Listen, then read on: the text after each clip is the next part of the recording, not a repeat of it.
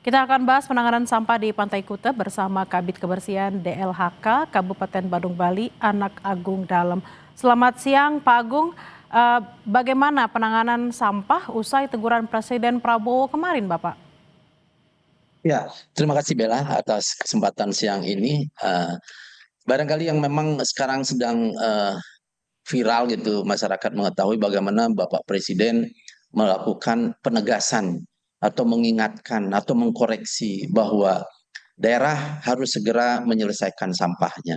Nah, berkaitan dengan sampah yang ada di Kute, kami perlu ingatkan kembali bahwa Kute memiliki musim sampah. Itu berkaitan dengan muson barat dan muson timur. Ketika muson barat yang tadi sudah disampaikan oleh koordinator kami di lapangan, yaitu mulai September sampai Maret itu adalah muson barat. Itu akan menimbulkan arus susur laut yang dari barat, dan ketika dalam arus susur laut dan gelombang laut dari barat tersebut mengcover ada sampah yang mengapung di lautan, maka dia akan terangkut ke arah timur. Kebetulan Kute berada di sisi barat Kabupaten Badung dan kemudian dia merupakan cerukan karena adanya landasan pacu pesawat Bandara Ngurah Rai, dan di bawahnya lagi adalah ada ceruk yang akibat dari Pura Uluwatu menjorok ke tengah. Itu yang menyebabkan sampah-sampah laut yang ada di arus susur air laut kemudian terdampar di Pantai Kute. Ini adalah musiman yang tiap tahun akan berulang. Begitu juga ketika susur laut timur pada muson timur itu akan mengangkut sampah-sampah dari Indonesia Timur. Itu biasanya adalah gagang laut. Beda dengan yang dari barat. Dari barat dia melalui Pulau Jawa, Pulau Sumatera tentu merupakan daerah padat penghasil sampah yang pada daerah-daerah tertentu seperti tadi disebutkan bahwa di hulu masih belum optimal, mungkin dibuang ke saluran, ke sungai, kemudian dia hanyut ke samudra, samudra kemudian terangkut ke Pantai Kute. Itu yang merupakan musiman yang sebenarnya kami sudah tanggulangi, sudah tangani secara berkelanjutan. Itu kita lakukan dengan kerjasama dengan NGO, dengan siswa-siswa, bahkan yang terakhir ini selama 2 tahun ini dengan TNI.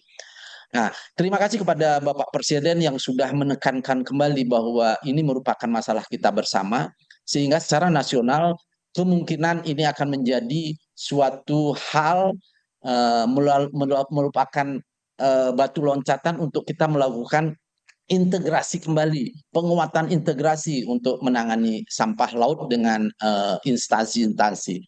Di Bali dengan serta-merta kemudian gubernur sudah membentuk satgas untuk penanggulangan sampah ini. Kemudian di Badung tadi subuh kita sudah bergerak melakukan penanganan sampah di 2 lokasi, yaitu Pantai Kute dan Pantai Kedonganan.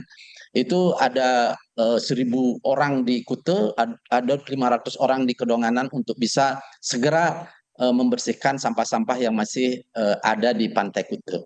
Demikian mungkin untuk diketahui.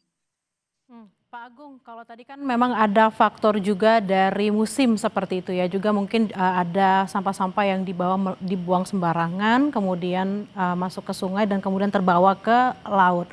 Nah, sebenarnya apa upaya Pemkab Badung terutama untuk menangani sampah ini? Karena kita lihat nih tidak bisa hanya misalnya antisipasi menjelang musim ini kita harus melakukan apa gitu, tapi upaya yang benar-benar dilakukan supaya tidak terjadi lagi seperti itu, Pak.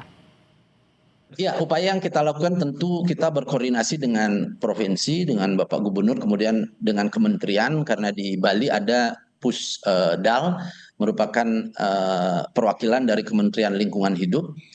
Untuk diketahui bahwa sampah yang datang dari arah barat itu tentu dari Pulau Jawa, Pulau Sumatera, dan ini akan berputar kemudian akan berakhir di Pulau Madagaskar, Afrika. Itu sudah ada penelitiannya bahwa kemasan-kemasan yang hanyut itu kalau kita teliti ada dari Banyuwangi, ada dari Genteng, ada dari Banyumas, ada dari Garut. Itu terkumpul pada sampah-sampah kemasan yang merapat di Pantai Kute. Sehingga kita berkoordinasi bagaimana seharusnya sampah itu sudah bisa berkurang yang masuk ke laut.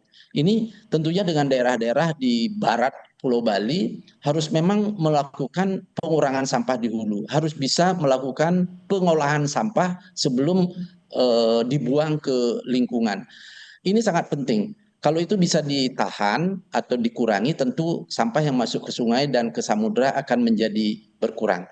Nah, kalau seandainya dia harus merapat ke Pantai Kute, kita juga sudah berkoordinasi dengan gubernur bahwa kita melakukan upaya percepatan penanganan sampah di pantai, karena tidak mungkin pantai yang menjadi warungnya Kabupaten Badung dan Bali yang sudah mengundang begitu banyak pariwisata, bahkan saat ini masih dinobatkan sebagai destinasi pariwisata nomor 1 di dunia dengan 7.000 wisatawan, kemudian menyajikan sampah laut. Nah, ini sampah laut yang tidak bisa kita stop karena dia datang menit demi menit, harus kita segera selesaikan dengan penanganan bersama seluruh unsur. Dan kita sudah siapkan alat berat, kita siapkan tenaga, tetapi kemudian yang jadi persoalan adalah bagaimana mengolahnya. Ini mengolah menjadi hal penting yang harus kita pikirkan bersama dari pusat hingga ke kabupaten. Karena untuk TPA Suwung yang sekarang overload, sebenarnya adalah untuk menampung residu sampah rumah tangga atau sampah sejenis sampah rumah tangga. Tentu tidak untuk peruntukan untuk sampah laut. Nah, sampah laut ini harus kita bisa buat pengolahan yang bisa menjadikan dia sesuatu yang bernilai. Saat ini kita secara bertahap juga memang melakukan pemilahan sampah tersebut. Yang anorganik tentunya kita bawa ke TPA, atau yang bernilai akan diambil oleh NGO untuk bisa dimanfaatkan. Tetapi kemudian kayu-kayu gelondongan yang banyak jumlahnya, dan sekarang ini sekitar 3.000 ton sudah kita kumpulkan dan kita angkut, kita bawa ke pusat daur ulang kami di Menguitani. Di sana kami cacah dengan mesin cacah, kemudian menjadi serbuk. Setelah jadi serbuk, bisa kita manfaatkan untuk kompos, untuk urugan, untuk material-material yang lain. Jadi ini memang masih sulit, sehingga perlu campur tangan barangkali secara nasional bagaimana membuat pengolah sampah laut sehingga dia tidak harus dibuang ke TPA. Demikian. Pak Agung, lalu ke depannya apa yang mau dilakukan supaya tidak terjadi lagi nih penumpukan sampah, baik karena musim tadi ataupun juga masyarakat yang belum teredukasi secara sempurna bagaimana memilah sampah, supaya teguran Presiden ini juga tidak terjadi kembali. Apa yang mau dilakukan, Bapak? Ya, kunci yang paling penting harus kita lakukan adalah berkurang menghasilkan sampah. Jadi, ayo kita masyarakat Indonesia dimanapun berada, jangan sampai banyak kita membuat barang-barang atau membawa barang yang kemudian terbuang menjadi sampah. Kalau sebagian besar masyarakat bisa mengurangi timbulan sampah, itu kita sudah mendapatkan poin yang besar dalam pengelolaan sampah. Tapi ketika harus ada sampah, ayo kita kelola. Yang paling utama adalah harus kita pilah. Ketika sudah dipilah menjadi organik, senyatanya organik itu dengan sendirinya akan menjadi kompos kalau kita sudah pilah dengan baik, kemudian kita tempatkan pada komposter atau tebu modern yang sekarang dibuat di Bali secara sistematis. Kemudian anorganiknya itu bernilai, ada kardus, ada surat kabar, ada plastik, itu sudah pasti ada bank sampah yang akan ngambil. Hanya 15% residu yang hanya kita harus bawa ke TPA dan tidak harus dibuang ke sungai. Kalau itu kita lakukan secara masif oleh masyarakat Indonesia, tentu akan berkurang sampah yang dibuang ke lingkungan, ke sungai, ke samudra, dan kemudian akan berkurang sampah yang merapat di objek-objek pantai pariwisata kita. Itu Nah, yang harus kita tanyakan secara terus-menerus. ya. Begitu, Bella. Baik, memang yang paling penting adalah bagaimana masyarakat secara umum bisa memilah sampah seperti yang tadi Bapak sampaikan, mana sampah yang organik dan juga mana sampah yang anorganik supaya tidak lagi terjadi penumpukan, terutama daerah-daerah wisata, karena wisata dan juga wisata ini sangat penting sekali untuk Indonesia. Terima kasih atas perbincangannya siang hari ini, Anak Agung Dalem, Kabid Kebersihan DLHK, Kabupaten Badung, Bali. Selamat beraktivitas kembali Bapak, terima kasih. Terima kasih, Bella. Salam Indonesia untuk semua masyarakat Indonesia. Baik.